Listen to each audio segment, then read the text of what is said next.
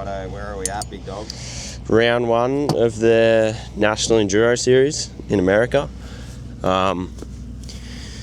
Never raced one of these. Everyone's telling me it's tight as, so honestly, just a warm-up round really for the GNCC in Big Buck. But yeah, it should be good. Have a bit of fun. Just prepping the bike at the moment.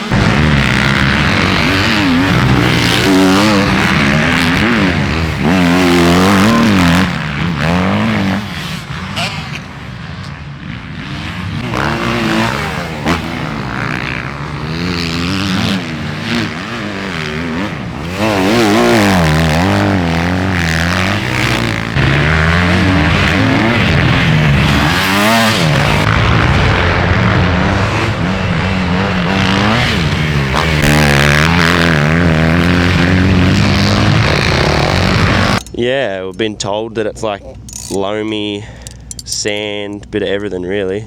Lots of tight trees apparently, so did a bit of tight tree prep yesterday I guess, so should be good.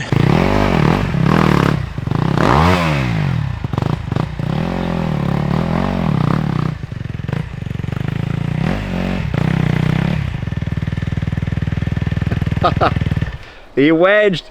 No. This one is like literally as tight as my foot peg. Oh no, dude. You were getting through it good before.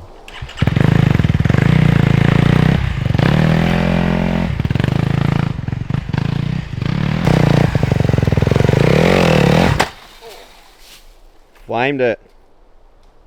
Ouch. Backing. You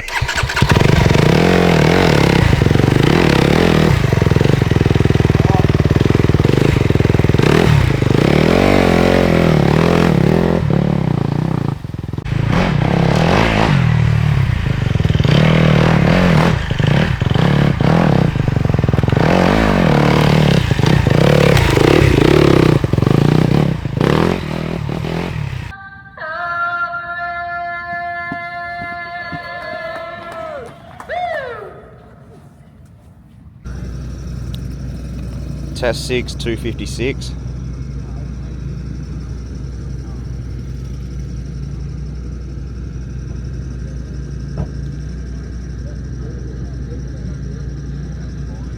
And your finish is 320.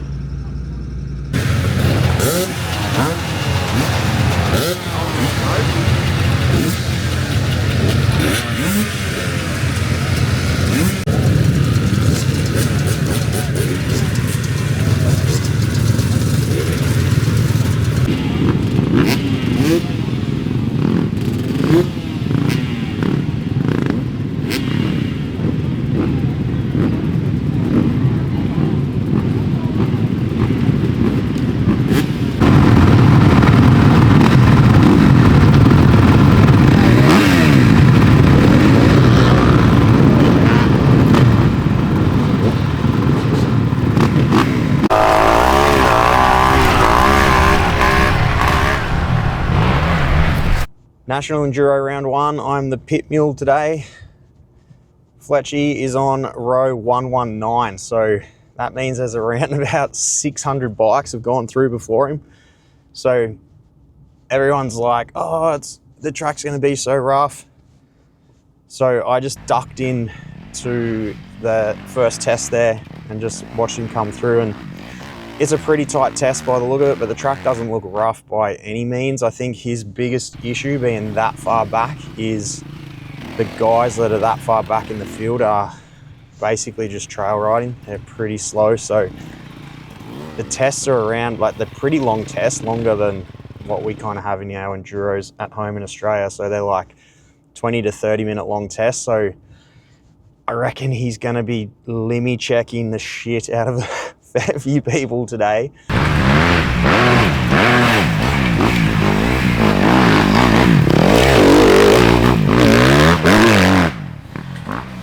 Coming up on traffic, that's probably going to be his biggest, I guess, downside to being that far back.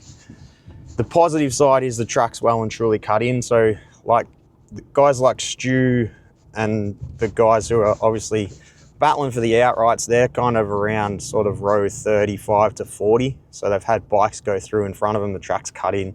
It's not crazy rough. And they still do have to deal with traffic though. That's the kind of the different thing here to how we have it in Australia. Like in Australia, we're seeded from fastest to slowest in our enduro. So if you're the fastest dude, you got a clear track. Over here, that's not how they run it. You can kind of choose where you want to start. And we were just a bit slow getting our entry, and we kind of didn't know how the whole system worked, and ended up on row 119. So that's 2 hours after the first row took off, and around about 600 bikes. Anyway, I'm making my way down to the end of this section, and I'll meet Fletch, top him up with gas, and see how he went through that first test. That. Hey. That's good. I think so. Did you go? What time is it? You got heaps of time, dude. Dude, I got stuck behind like I know, 30 people. that's what when I was filming there, the dudes coming through before you, dude, were just like fucking like beyond slow. Like, get the fuck. Beyond slow. This isn't the test, this bit, is it? No, Yeah. this is just your transport. And then your next test at 11:50. So you've got like, you still got 20 minutes. And then a heap of people there. And then the big straight, I'm like, fuck, I don't know where to go. I just fucking booted it. Yeah. I don't think it was part of it. Was it after the test, you mean? Yeah, like there was this really tight few corners, a heap of people standing there. I think that's the end of the test. And then there was looking back, I was like, fuck, and I was like, oh, well, just bunt. I just pinned it the whole way. Yeah. I don't know.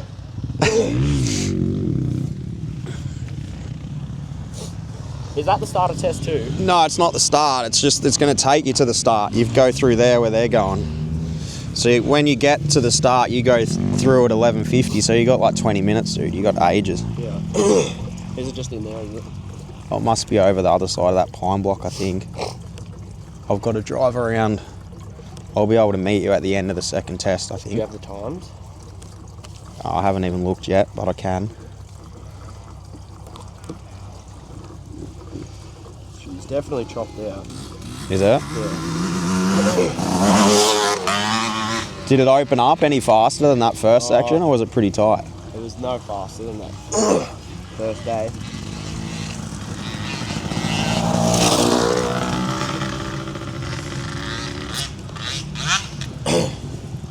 What numbers are going through, like fucking 83 or something? No, not 83, dude. Like, you're probably 5 minutes up. Yeah. They're like, that's 109. I felt pretty good. Yeah? I just got held up in the tight bits. Like they yeah, okay. like they literally think they're fucking Ken Loxon. Fuck me. She's fucking drank a bit, eh? Yo! How'd it go? Hey? How'd that go? Fucking good. Yeah? Really Better? I hit a tree. Dang. Cable tie job coming up. The radiator looks okay, thankfully. No, the radiator's fine. That's just the plastic.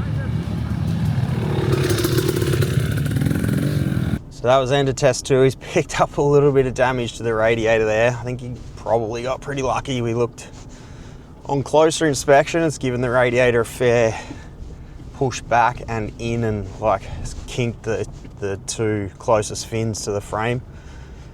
But it's not leaking, so he's got lucky there. Only other little issue we're having is he's not popping up on the times for some reason. He's got his transponder, he did all the sign on, everything as per instructions yesterday. Some reason he's not popping up on the rider list and his times aren't coming up. So I'm beelining back to the pits now because I'll meet him there for the next fuel dump anyway, and I'm just going to run over to the scoring tent and I will try and figure that out so we can see where he's running. He reckons he got through that test good apart from clipping the tree. He said he felt real good, so fingers crossed. Even this, I don't know if this is going to show up that good, but they got the sheriff out here blocking the road off. There's like multiple points where they're crossing the highway. Like even doing that in Australia would be like a major deal. Like they probably wouldn't like you doing that in Australia, honestly. Whereas here, like, it seems like it's pretty run-of-the-mill sort of setup. Righto, we're at our last checkpoint before test 6. Here's a quick little look. This is what we've been running. We've got the $40 Walmart toolkit. Haven't had to use it today, touch wood, but we got a little screwdriver ready in case he wants to make some clicker adjustments. And he's obviously had some scratch hydration mix in his hydration pack, but we've got another little bottle with a scuba scratch in it, plain water, and then he's been snacking on some bananas, Cliff bars, and we've also had some gels. So he's just basically every, I guess, touch point that we've had it between each test, we've just been getting as much of those snacks in. You can't really get a proper solid meal in, obviously, so massive breakfast, around about 1,000 calories, and then just snacking, keeping these sort of simple carbs, easy to digest stuff coming in between every single test. And then he's got this little treat here at the end. You want a little can of Coke. Smash that down before this last test and happy days.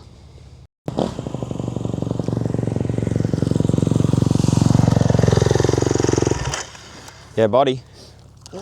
How's that one? Good. Solid. Yeah? Fuck, man. My hands are fucked.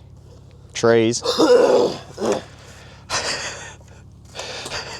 handguards doing their job? No.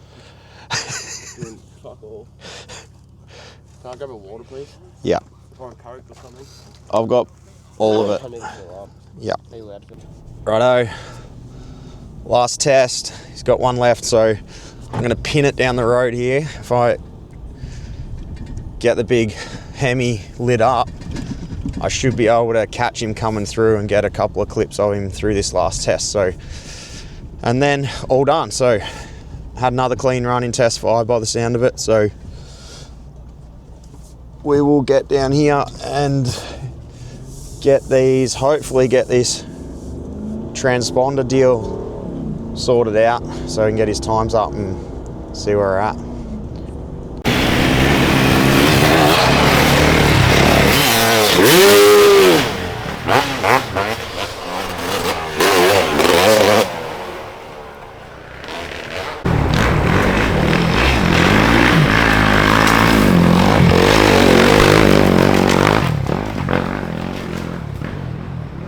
Tires come off the rim.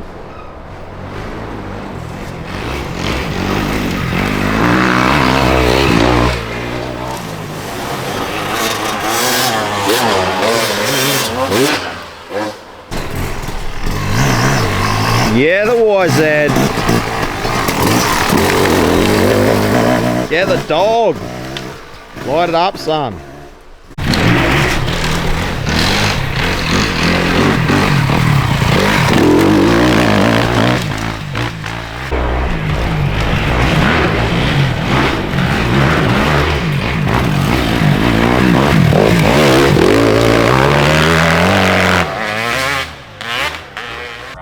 Righto, cunts. So, is it going? It's going, cunt, yes. So we've had a fucking cracker day. I actually felt unreal. We're gonna go left out here too, by the way. Felt very good on the bike, very fast.